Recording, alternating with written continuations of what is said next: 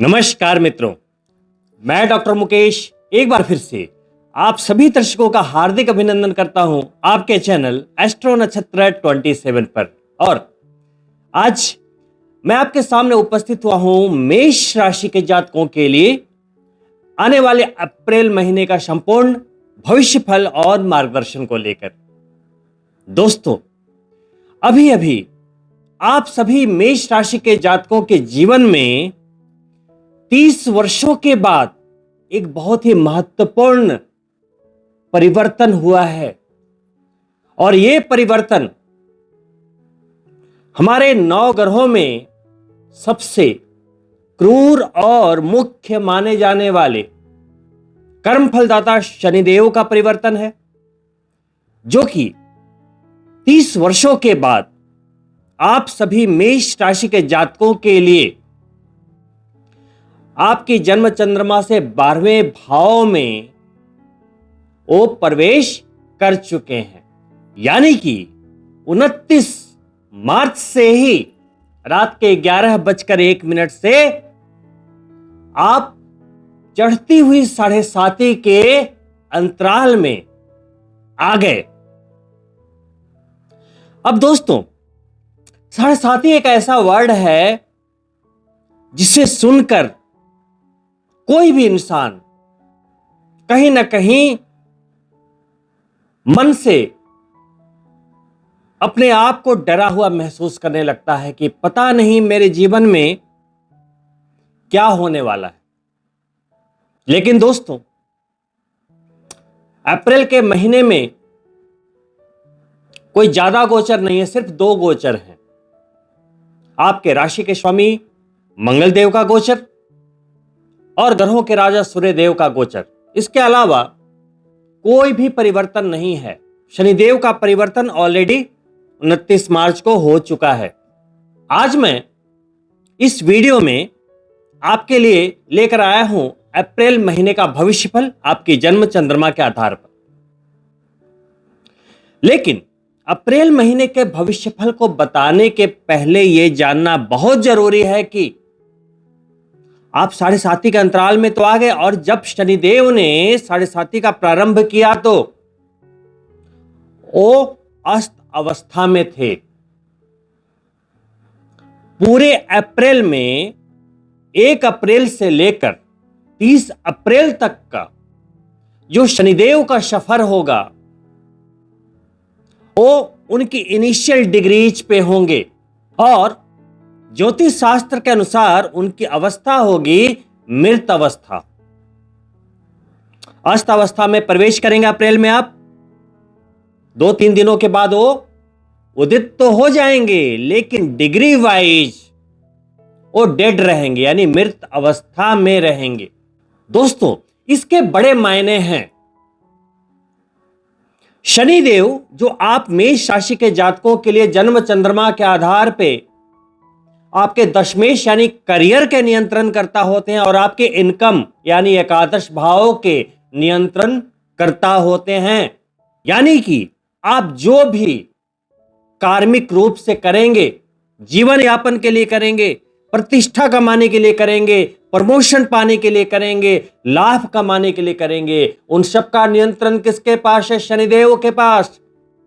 और अप्रैल महीने की शुरुआत में शनिदेव अवस्था में 7:30 की भी शुरुआत कर रहे हैं, और पूरे अप्रैल वो सिर्फ 4 डिग्री चलेंगे और मृत अवस्था में रहेंगे।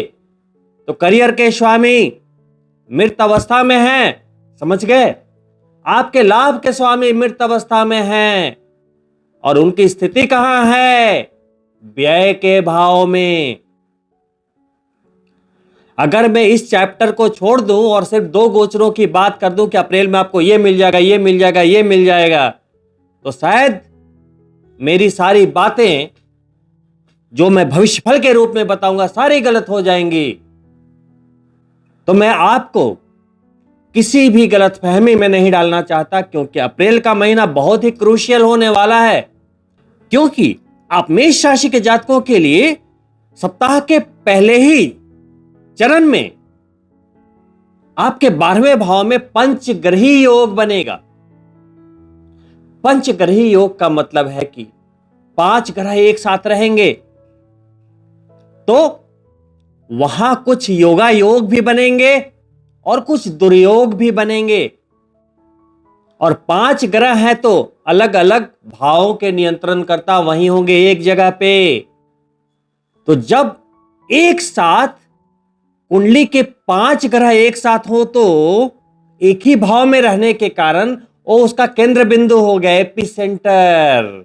तो आपके जीवन में कोई भी घटना घटेगी तो उसका लिंक कहां से रहेगा? 12वें भाव से, नुकसान के भाव से, खर्च के भाव से, व्यय के भाव से। तो आपके ऊपर उसका फर्क भी, असर भी बहुत ज्यादा दिखाई देगा।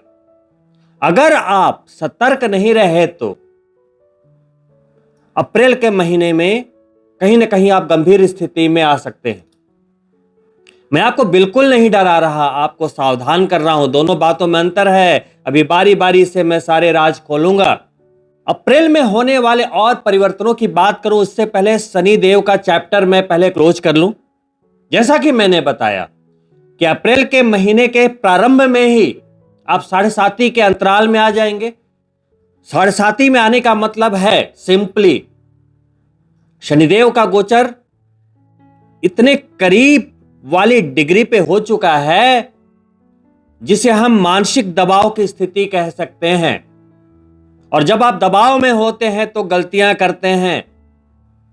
मैं हमेशा एग्जांपल देता हूं क्रिकेट मैच की, क्योंकि उससे जिंदगी का बड़ा एक अजीब सा नाता है। बड़ी टेक्निक सीख सकते हैं। क्रिकेट में जब आप बड़े एक्सट्रीम दबाव में होते हैं तो वहां गलतियां करते हैं और विकेट खो देते हैं। तो चाहे आप कितने भी स्मार्ट हैं, कितने भी ओवर स्मार्ट हैं, कितने भी चालाक हैं, एक बात मैं क्लियर कर दूं, 7.5 को नजरअंदाज करने की गलती मत करना। एक साइंस है। राजा हरिश्चंद्र हो या भगवान राम या श्री कृष्ण हो या रावण, कोई भी 7.5 के आघात से बच नहीं पाया। ये युगों युगों की कहानी है। तो दोस्तों 7.5 के इस अंतराल में, और आप मेष राशि के लिए खास इसलिए हो जाते हैं शनिदेव कि आपके दशम भाव के स्वामी यानी करियर के नियंत्रण करता भी है, लाभ के नियंत्रण करता भी है। बैठ गए व्यय में। कर्मों का हिसाब लेने के लिए आपके खर्चों को बेहिसाब कर देंगे। अभी सूर्यदेव के साथ है 14 अप्रैल तक पितृदोष में। आपको अपने बॉस से सावधान रहना पड़ेगा। 7.5 पूरे 30 महीनों की कहानी है, यानी कि एक शिखर 30 महीने। तीनों शिखर मिला दें, चढ़ती 7.5, शिखर के 7.5, उतरती 7.5, तो 30 into 3 यानी 90 मंथ्स, 7.5 वर्ष। तो ये पहले के जो 2.5 वर्ष हैं, पहले के जो 30 महीने हैं, और उस 30 महीने का ये पहला महीना अप्रैल है। तो 7.5 में आप बिल्कुल पहले ओवर में हैं। तो यहां विकेट खोना नहीं है, क्योंकि ये महीना बहुत ही महत्वपूर्ण इसलिए है कि 5 ग्रह एक जगह बैठे हैं। गलती होने की गुंजाइश 99.9% है। अब आप कैसे सतर्क रहेंगे, बस वही चर्चा करनी है। दोस्तों शनिदेव जहां कर्म का फल देने के लिए 7.5 में आपको विवश कर देते हैं गलतियां करने को, वहीं अभी उनकी स्थिति राहु के साथ है। परम मित्र राहु, उनके चेले हैं राहु और केतु, कर्मों के एक्टिवेटर हैं। शनिदेव का काम है सजा देना, लेकिन राहु और केतु का काम क्या है? गलतियां करवाना, आपको आवेश में डालना, इंपल्सिव डिसीजन लेने को मजबूर कर देना। कुछ तो गलती करो कि रिश्ते खराब हो, कुछ तो गलती करो कि आपकी वाणी खराब हो, ऐसे प्रोवोक करते हैं। अधिकतर गलतियां वाणी के द्वारा होती है, आपकी गलत सोच की वजह से होती है। और कहते हैं साढ़े साती में मती मारी जाती है। आपको लगेगा कि आपसे बेहतर कोई नहीं है और आप जो कर रहे हैं बिल्कुल सही कर रहे हैं, बिल्कुल यही लगेगा, लेकिन बाद में आपको ही लगेगा कि नहीं, आप गलत थे। तो बहुत ही सोच समझ कर कदम बढ़ाना है। तो पहली इसी वार्निंग के साथ मैं इस वीडियो का प्रारंभ करता हूं। देखिए, साढ़े साती में है, सूर्य देव के साथ पितृदोष में 12वें भाव में है 14 अप्रैल तक। वहीं अभी राहु एक लंबे समय तक वहां रहेंगे, 18 मई तक। यानी आपके 12वें भाव में एक दोष बना रहेगा जिसे श्रापित दोष कहते हैं।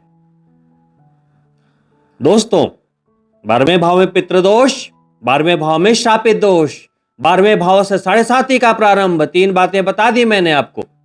ही चूंकि आपके धन के स्वामी और वैवाहिक जीवन और बिजनेस वाले भाव के स्वामी होते हुए शुक्रदेव अपनी उच्च राशि में 12वें भाव में ही गोचर कर रहे हैं। अब वो भी राहु के साथ है, मित्र शनि के साथ है। तो राहु के साथ है तो भाई यहां पे व्याभिचारी योग बन गया। क्या है ये व्याभिचारी योग?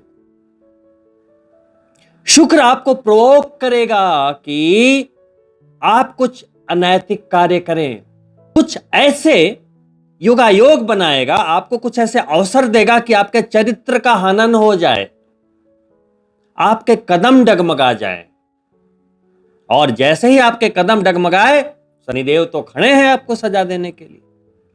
तो यदि आपके 2 रूप हैं, घर में कुछ और बाहर कुछ और चल रहा है, तो ऐसी गतिविधियों को विराम दे दें।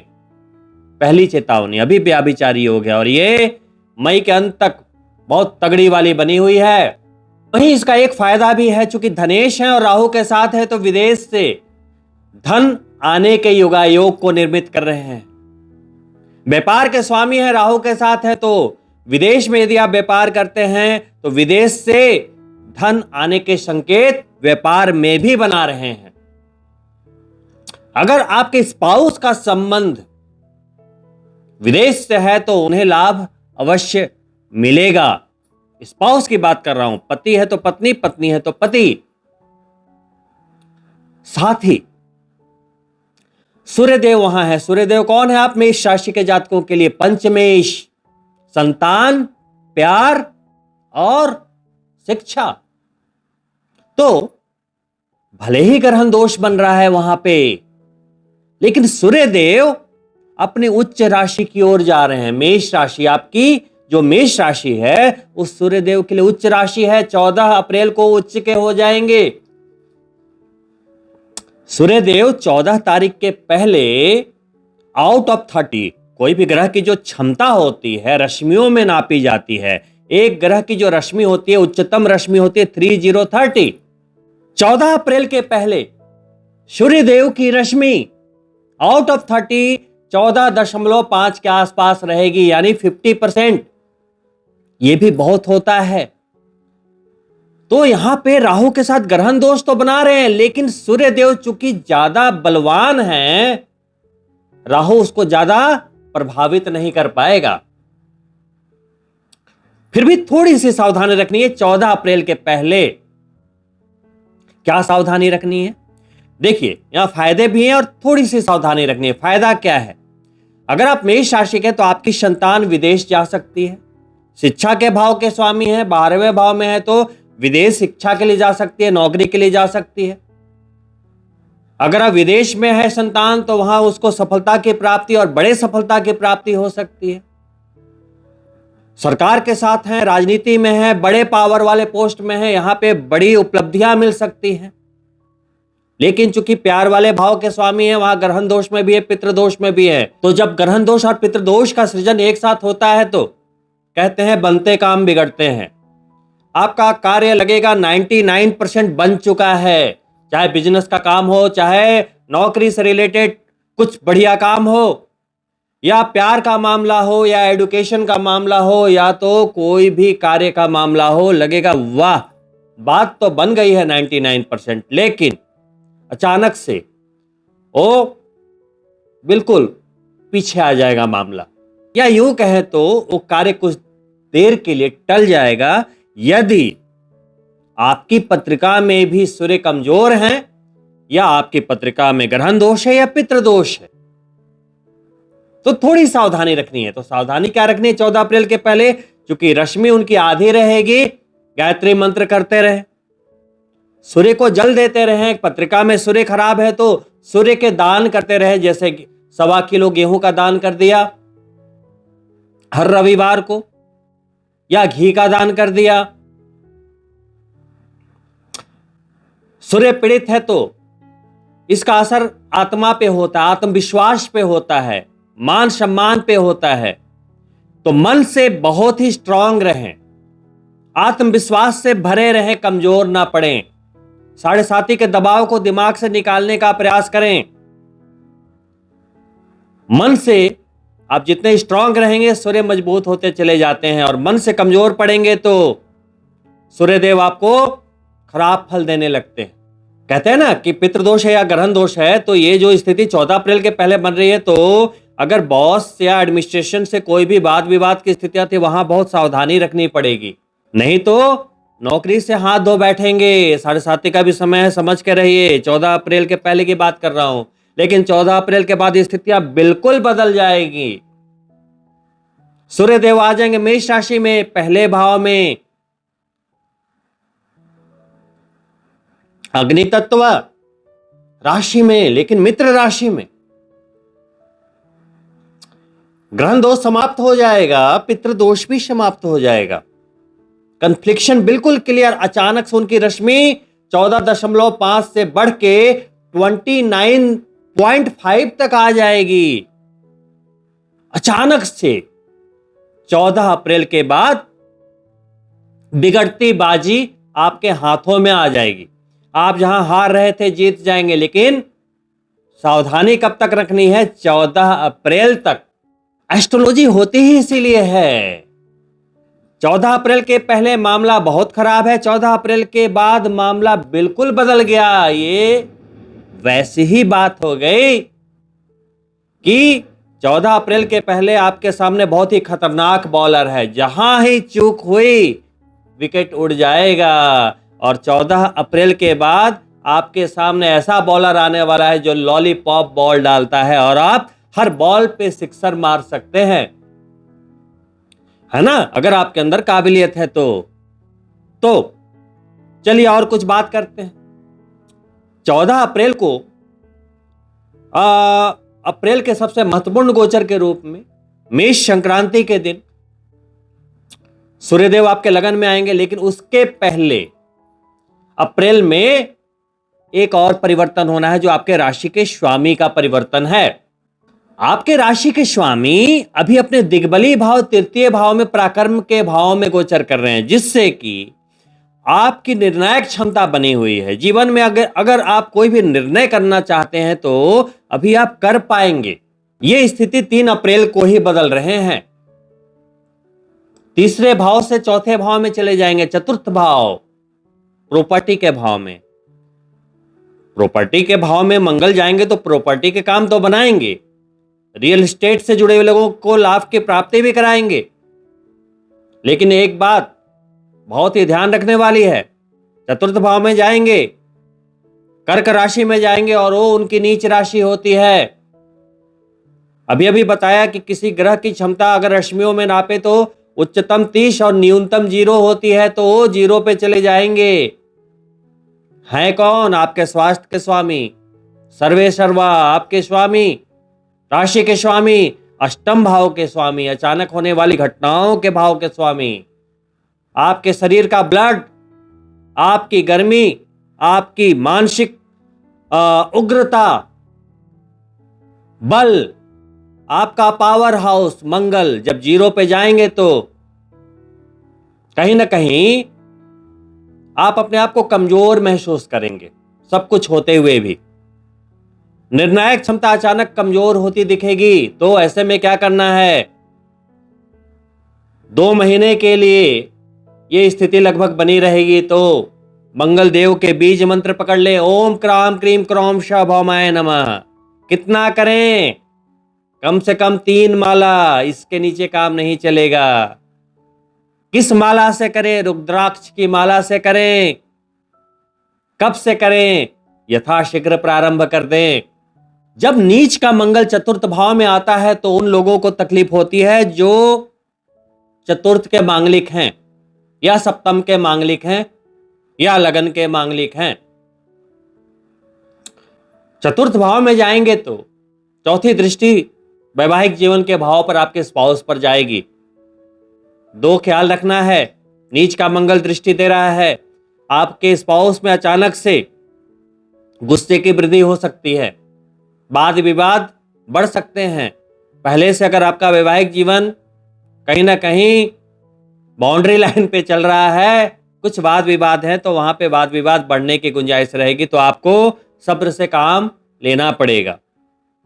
आपको समझना पड़ेगा कि आपके जीवन साथी का जो रवैया अचानक बदला है मंगल के कारण, यानी कि नीच के मंगल के कारण बदला है, तो थोड़ा सब्र रखें, थोड़ी शांति रखें, समझने का प्रयास करें और 2 महीने आराम से निकालें। वहीं चतुर्थ भाव में मंगल के आने पे, चूंकि वो माता का भाव है, तो माता के स्वास्थ्य में थोड़ी उतार चढ़ाव संभावित है। नीच के मंगल करियर को दृष्ट करेंगे तो हर साथी का अंतराल है। शनिदेव की राशि होती है 10वें भाव में, शनिदेव के कट्टर दुश्मन है, तो साढ़े साथी की गंभीरता को बढ़ा देंगे, पुनः आपके बनते काम बिगाड़ने का प्रयास करेंगे। तो जिनकी कुंडली में मंगल देव अशुभ स्थिति में है तो लाल वस्तुओं का दान करें मंगलवार के दिन।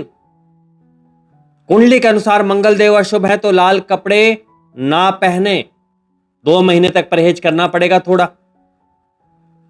वहीं शनि अशुभ है तो ब्लैक कपड़े ना पहने। अब कौन शुभ है कौन अशुभ है, यह तो पत्रिका चेक कराने का एक विषय है ना। तो देखिए, जो क्रूर ग्रह होते हैं उनके लिए सावधानी रखनी पड़ती है। अमूमन जो सावधानियां रखनी पड़ती है शनि और मंगल के लिए बहुत आवश्यक होती है, क्योंकि आपको लाभ देने के लिए तो कई स्थितियां गोचर में बनती रहती है, लेकिन अवरोध अगर एक भी आ जाए तो गाड़ी रुक जाती है। मान लो फरारी है आपके पास, एकदम नई चमचमाती, बढ़िया इंजन, पेट्रोल फुल, सब कुछ बढ़िया है, लेकिन चलेगी तभी जब उसके अवरोध को आप दूर करेंगे, यानी उसके ब्रेक को आप हटाएंगे। ब्रेक मार के बैठे रहेंगे तो वो भी नहीं चलेगी, या सड़क पे कोई अवरोध होगा तो कैसे जाएगी। तो सब कुछ अच्छा है तो 9 ग्रहों में मान लो 6-7 ग्रह अच्छे हैं, तो हम उसी को देखते रहते हैं। गाड़ी तो चलनी चाहिए थी, फिर मुश्किल क्यों आई? ये लाभ तो मिलना चाहिए था, फिर मुश्किल क्यों आई? शनिदेव तो अभी मृत अवस्था में है, फिर साढ़े साथी का असर कैसे आ गया? अरे भाई साहब, शनिदेव मृत अवस्था में है, अस्त हैं, प्रारंभिक डिग्री पे कुछ भी हो, साढ़े साथी में कर्मों का फल मिलता है। शनिदेव के मृत या जागृत होने से बहुत ज्यादा प्रभाव नहीं पड़ता। बस ये बात है कि चलो मृत अवस्था में है तो जो उनके प्रभाव देने की क्षमता 100% होगी वो अप्रैल के महीने में थोड़ी सी कम रहेगी, लेकिन इसका यह मतलब बिल्कुल नहीं है कि आप बुरे कर्म करने को आजाद हैं। साढ़े साथी में तो कोई गुंजाइश ही नहीं है बुरे कर्म की, बुरे सोच की। इमीडिएट सजा मिलेगा, नहीं मानते तो आजमा के देख लीजिए। मार्च में जो किया आपने वो माफी के काबिल था, अप्रैल से जो करेंगे माफी के काबिल नहीं होगा। आजमा लीजिए, मैं चैलेंज करता हूं। दोस्तों, वहीं आपके तीसरे और छठे भाव के स्वामी बुध देव, वो भी 12वें भाव में, पंचग्रही में वो भी एक भूमिका निभा रहे हैं, लेकिन शुक्र वहां उच्च राशि में है तो बुध नीच राशि में है। बुध का नीच भंग कौन कर रहे हैं? शुक्रदेव कर रहे हैं। तो बुध देव अभी शुक्रदेव के बल से चल रहे हैं, नीच भंग है। यह बात मैं इसलिए बोल रहा हूं कि यदि आप बैंकिंग सेक्टर से हैं, फाइनेंस सेक्टर से हैं, बिजनेस से हैं, कम्युनिकेशन फील्ड से हैं, काउंसलिंग फील्ड से हैं, एस्ट्रोलॉजर हैं, शेयर मार्केट से जुड़े हुए हैं, तो ये सावधानी का वक्त होगा, क्योंकि बुधदेव नीच के हैं। नौकरी वाले भाव के भी स्वामी हैं, प्रतिस्पर्धा वाले भाव के स्वामी भी हैं, रोग शत्रु और ऋण वाले भाव के स्वामी भी हैं। तो एक तो मंगल नीच के हो रहे हैं अप्रैल में, 3 अप्रैल को, और बुध भी नीच के हैं। तो कर्ज लेने की संभावना बढ़ जाती है, यानी कि आपका मन करेगा, शनिदेव कुछ जरूरत पैदा करेंगे, राहुदेव कुछ ऐसा षड्यंत्र रचेंगे कि आपका मन करेगा कि भाई लोन ले लो, और लोन लेंगे तो आप ट्रैप्ड हो जाएंगे, मुश्किल में फंसते चले जाएंगे। तो कोशिश करें कि अभी लोन ना लें, कम से कम 2 महीने अभी लोन को हाथ ना लगाएं, कोई नया लोन शुरू ना करें, कोई नया क्रेडिट कार्ड ना बनवाएं। नहीं तो देखने में तो बड़ा अच्छा लगता है, बड़े खुश होकर बैंक वाले कॉल करते हैं, क्रेडिट कार्ड एकदम प्री अप्रूव्ड हो गया आपका। ये खुश होने की बात नहीं है, ये बहुत ही खतरनाक बात है। तो किसी भी गलत चीज को आमंत्रण ना दें खुशी खुशी, जैसे क्रेडिट कार्ड को आमंत्रण देते हैं, बड़े बड़े लोन को आमंत्रण देते हैं। लेने में तो पैसा बहुत अच्छा लगता है, खर्च करने में तो बड़ा शानदार लगता है, लेकिन ईएमआई भरने में उतनी ही मजबूरियां। आप गाते हो, सुनाते हो, दबाव में आ जाते हो। तो खुद समझिएगा बात को। पंचग्रही स्थितियां बहुत ही खतरनाक बनी हुई है, 12वें भाव में, व्यय के भाव में नुकसान करा देगी। पुनः मैं आपको समझा रहा हूं दोस्तों, बुध वहां पे राहु के साथ भी है, जड़त्व दोष में भी हैं। बड़ा सोच समझ कर बोलें। ऐसे समय में आपको यह महसूस होगा कि आपको जहां पे जो बातें बोल देनी चाहिए थी आप बोल नहीं पा रहे हैं, आपके पास नॉलेज बहुत है लेकिन वो एग्जीक्यूट नहीं हो पा रहा है। तो ये स्थिति पूरे अप्रैल बनी रहेगी, लेकिन आपको अपना प्रयास अपनी तरफ से करते रहना पड़ेगा अपनी सफलता के लिए। यहां 12वें भाव में, नुकसान के भाव में, श्रापित दोष 14 तारीख तक, ग्रहण दोष 14 तारीख तक, पितृदोष, व्याभिचारी योग बना हुआ है। वहीं कुछ अच्छे 1-2 योग बने हुए हैं। शुक्रदेव नीच भंग राजयोग बना रहे, जब तक सूर्यदेव वहां रहेंगे तो बुध आदित्य योग भी वहां बनेगा। और सबसे खूबसूरत बात यह है कि 12 नंबर की राशि है, मीन राशि है, देवगुरु बृहस्पति की राशि है।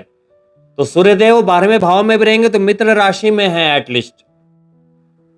तो जो वहां पे दुर्योग बन रहे हैं उसकी जो इंटेंसिटी है वो उतनी ज्यादा नहीं, थोड़ी बहुत आपको ट्रबलेंस महसूस होगी, लेकिन स्थितियां संभालते हुए निकल जाएंगे। लेकिन 14 अप्रैल तक सावधान। कुल मिलाकर देखें तो अप्रैल के महीने को आप मेष राशि के जातकों के लिए मैं मध्यम फलदायी ही बता पाऊंगा, क्योंकि 14 दिन कहीं ना कहीं आपके व्यर्थ जाने वाले हैं। वहीं क्योंकि विदेश भाव इस महीने का एपी सेंटर है, तो विदेश यात्राओं के योग बनेंगे, या आप डोमेस्टिक फ्रंट पे भी कई यात्राएं करेंगे। इसमें से कुछ यात्राएं आपके लिए लाभप्रद रहेगी, लेकिन वो 14 अप्रैल के बाद वाली यात्राएं रहेंगी। उसके पहले वाली यात्राएं बड़ा थकाने वाली रहेंगी। प्रयास आपके बने रहेंगे, लेकिन सफलता का प्रतिशत थोड़ा कम दिखाई देगा। 12वें भाव का अति सक्रिय होने की वजह से खर्चों में अप्रत्याशित वृद्धि देखी जाएगी। तो खर्चों पे लगाम लगाने की आप कोशिश करें, लग नहीं पाएगा लेकिन कोशिश जरूर करें। ज्यादा भागा दौड़ी में अपने हेल्थ को कॉम्प्रोमाइज ना करें, प्रायोरिटी रखें, जिम जाएं, एक्टिव रहें। मंगल देव का ही वर्ष है, लेकिन इस महीने मंगल देव नीच के हैं, तो आपको अपनी तरफ से ऊर्जा मेंटेन करनी पड़ेगी। वहीं यदि आपके प्रेम संबंधों की बात करें तो पंचमेश होते हुए सूर्यदेव 14 दिन ग्रहण दोष पितृदोष में रहेंगे, तो वहां उतार चढ़ाव की स्थितियां बनी रहेगी। लेकिन चूंकि पंचमेश राहु के साथ हैं, तो जो लोग प्रेम विवाह करना चाहते हैं या तो अंतरजातीय कहीं ना कहीं रिलेशनशिप में है, इंटरकास्ट, वहां राहु सपोर्ट कर देगा। भले ही 12वें भाव में, भले ही ग्रहण दोष में, विदेश से जुड़े प्रेमी जनों को सपोर्ट कर देगा। लेकिन शुक्रदेव भी चूंकि वहां पे हैं, व्यभिचारी भी बन रहा है, तो एक कंबाइंड इफेक्ट देखने को मिलेगा। प्यार में जोश और जुनून तो बड़ा वहां पे बना रहेगा, लेकिन कोशिश करें कि वो गलत जोन में ना जाए। आप अपनी सीमा तय करें, अपनी मर्यादाओं की सीमा, क्योंकि पंचग्रही योग के बारे में अगर आप स्टडी करेंगे गंभीरता से तो आपको पता ही नहीं चलेगा कि कब कहां क्या ट्विस्ट हो गया। दोस्तों, जीवन में यदि सफलता पानी है और अगर उसको स्थायी रखनी है तो हर चीज से समझौता कर लीजिएगा, अपने संस्कारों से कभी मत करना। इसी महीने से आप कसम खाएं कि भाई नियत को बिल्कुल ट्रांसपेरेंट रखेंगे, किसी के लिए ना बुरा सोचेंगे ना बुरा करेंगे, हर किसी के लिए अच्छा ही करेंगे, भला करने का प्रयास करेंगे। अगर अभी तक आप गलत जोन में थे तो बदल डालिए अपने आप को, नहीं तो शनिदेव तो बदल ही देंगे 7.5 सालों में, उनसे तो कोई नहीं बचेगा। राजा हरिश्चंद्र को घमंड हो गया था ना कि मेरे से ज्यादा सत्यवादी कोई है ही नहीं, मैं इतना सच बोलता हूं कि शनिदेव कौन होते हैं मुझे सजा देने वाले, झूठ बोलूंगा तब तो सजा देंगे ना। तो बड़ा घमंड हो गया कि मैं बड़ा दानी हूं, बड़ा दानी हूं।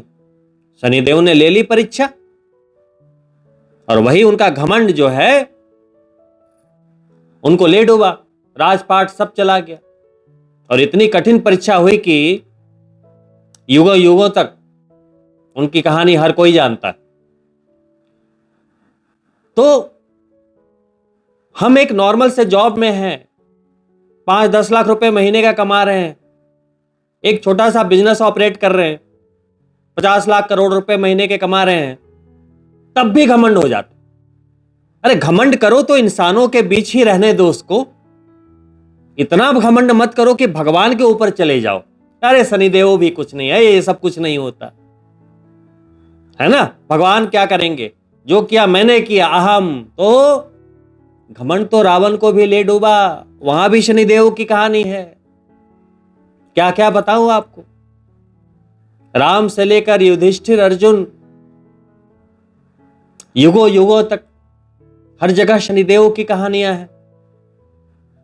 वो बात अलग है कि आप समझ गए तो बढ़िया, नहीं समझे तो 7.5 साल है आपके सामने। अभी शनिदेव के सामने कितना भी सर पटकेंगे तो कर्मों का वो तो फल देंगे ही देंगे, वो नहीं समझने वाले।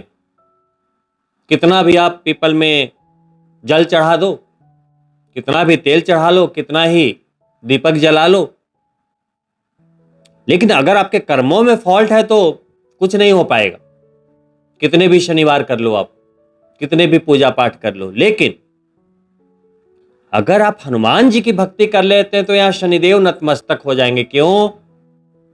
क्योंकि हनुमान जी को उन्होंने वचन दिया है कि भाई तेरे भक्त को मैं कष्ट नहीं दूंगा, लेकिन उनके वर्ड्स को बड़े ध्यान से समझना है। तेरे भक्त को कष्ट नहीं दूंगा, भक्त बनना है। ये नहीं कि भागते दौड़ते हनुमान चालीसा पढ़ लिया तो बड़े भक्त बन गए, नहीं। यहां से उनके लिए पवित्रता होनी चाहिए, उनके लिए श्रद्धा होनी चाहिए। हनुमान चालीसा ऐसे पढ़ें कि एकदम उसमें लीन हो जाए। ये नहीं कि हनुमान चालीसा पढ़ रहे हैं और उधर फोन की घंटी बजी कि भाई बॉस का फोन है तो बात करने लगे। अरे पढ़ूंगा बाद में, पहले बॉस, हो गया काम आपका। फिर सुंदरकांड करें वो भी शनिवार के दिन, है ना।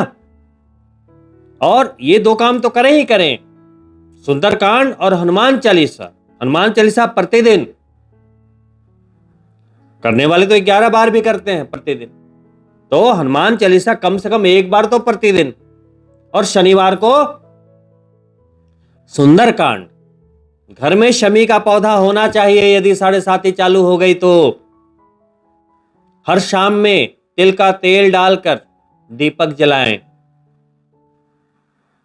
हर शाम में अपने मुख्य द्वार पे दीपक जलाएं तिल के तेल का। हो सके तो एक घोड़े का नाल लाकर अपने दरवाजे पर स्थापित करें। हो सके तो शनि शिंगणापुर जाकर दर्शन करें, अपने पापों की माफी मांगे, अपने कर्मों की माफी मांगे।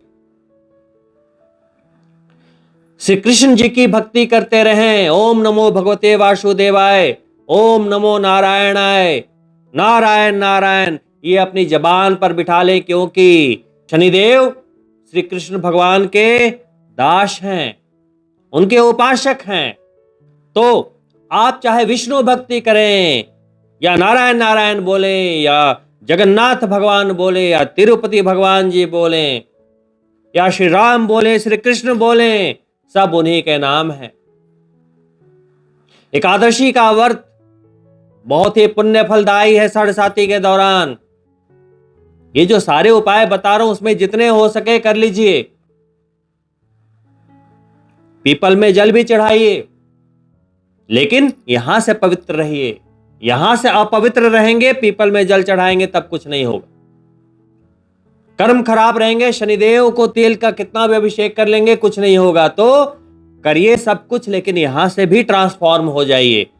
मैं आपको ज्यादा उलझाते हुए नहीं, बहुत ही सिंपल लफ्जों में एक अंतिम उपाय बता देता हूं कि पूजा पाठ रेमेडी ये सब उपाय करते हुए एक बार अपनी पत्रिका जरूर चेक करवा लीजिए।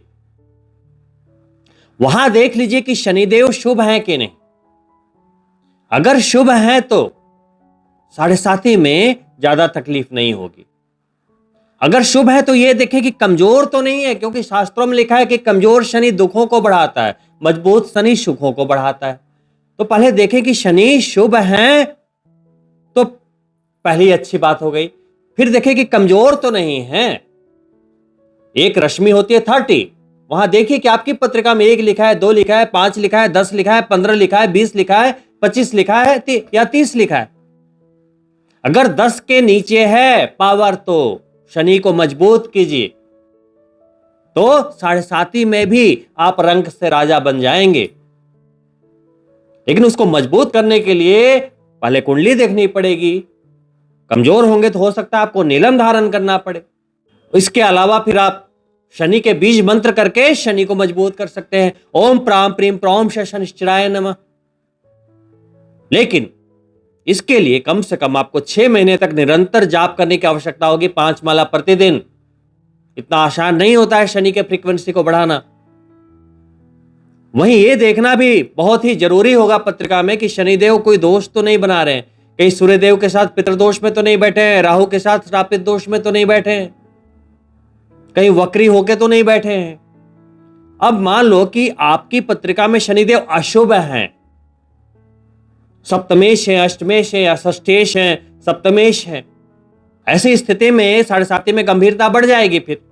और मैंने तो एक ही चीज देखी है कि अगर आप सच्चे दिल के व्यक्ति हो, नियत से पवित्र हो, तो साढ़े साती में बिल्कुल घबराने की आवश्यकता नहीं। लेकिन कहीं भी छल कपट है, कहीं भी 420 है आपकी लाइफ में, कहीं भी ऊपर नीचे का लेते देते हो, कहीं भी कोई विश्वासघात किया, कहीं भी कोई किसी के खिलाफ आपने स्ट्रेटजी बनाई, किसी को परेशान किया, कूटनीति की, राजनीति की, तो साढ़े साती में आपको शनिदेव घुटनों के बल जरूर लाकर खड़ा करेंगे। इससे पहले कि शनिदेव अपनी वक्र दृष्टि आपके ऊपर डालें, आप बदल जाइए।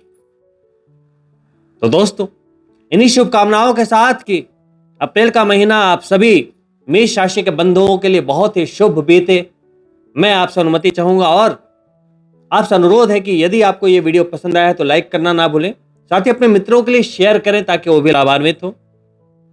साथ ही बेल बटन जरूर ऑन कर लें ताकि आने वाली वीडियो के नोटिफिकेशन आपको प्राप्त हो।